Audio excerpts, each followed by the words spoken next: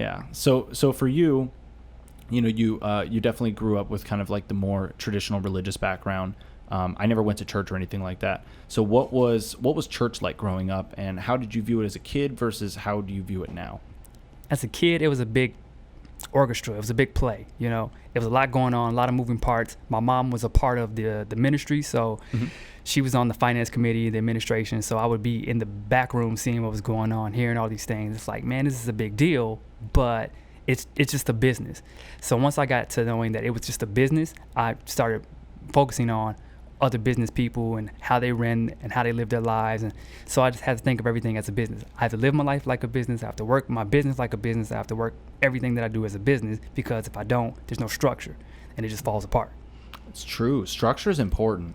Structure and like scheduling, time management, right? So when you would go to church, what made you feel most connected to like God as a whole?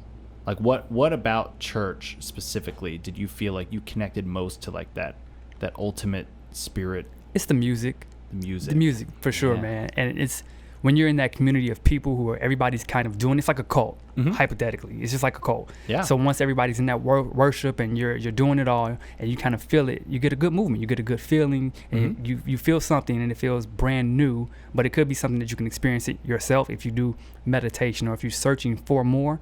But when you're in that realm of everybody just doing it, it just kind of comes upon you, feels good, and you get that feeling, and you just keep going, and you search for more. So you go ask somebody, and they may tell you they have a word for you, or they may give you just some advice, and it just keeps going and going from there.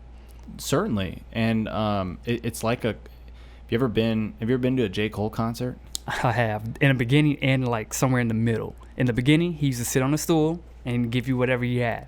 Yeah. Then I want to say somewhere down the middle around what album was that, man? I can't remember. Born Sinner. Yeah. Okay. And then he got more animated. He brought other people through. It was good. It was a great experience. I actually wanted to try drugs at this one, but I didn't. Yeah. So J. Cole concert to me, one of the best concerts I ever went to, and it was because of the atmosphere. It was because of that connected feeling. Was in Tallahassee. It was at Coliseum, which anybody who went to FSU knows what Coliseum is. It's like a big club, and it's like a pretty big venue, but it's not a stadium or anything. So it's definitely still intimate. Like 1,000? I would put it in hundreds. Okay. Like several hundred, but like I don't know if I'd put 1,000, but it could be 1,000. I don't really know the capacity. It's been years now, but I just remember everyone in there knew the lyrics to even Boss's songs or Kaz or Omen. Like, yeah, all the lesser Dreamville people, which, now they just dropped that Dreamville project, which... Revenge. Dude, it's good. It's so good. I like it. I like it. There's a lot of tracks that I'm like, these are good. But it was like an atmosphere that... I mean, he tweeted about it later, too, where he was like, yo, the energy in that room was crazy. Because it was just like nothing but love. It was really just like love. Everybody was like, we're all about what J. Cole's talking about. We all feel his energy. We feel his spirit. And the key word you said was energy, though, man. That's what it's about. So that was the word energy. I was missing. So when you're in that corporate realm of just being and feeling that spirit, it's the energy, man. And then it just goes and it transfers over to something. It does.